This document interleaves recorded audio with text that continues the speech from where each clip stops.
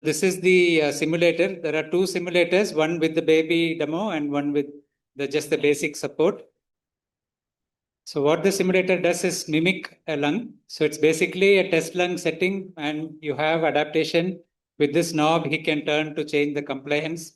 Here we can create leaks. We can change the resistance by pinching on it, or we have a separate valve which you can connect to adjust the resistance. And of course, we have a baby here. Can you focus here? So this is the baby here. On the other mannequin, you'll see actual mannequin.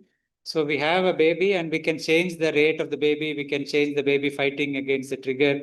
So if you want, while you are coming for your review, like after we finish this interaction, you will get free time before the coffee break where you can come and see the machines, and also in the evening again, you will get a chance. So make use of it. So this is what the simulator is. So simulator is just that we can change the settings. We can make the graphics more easy for you to understand. And now we will demonstrate the different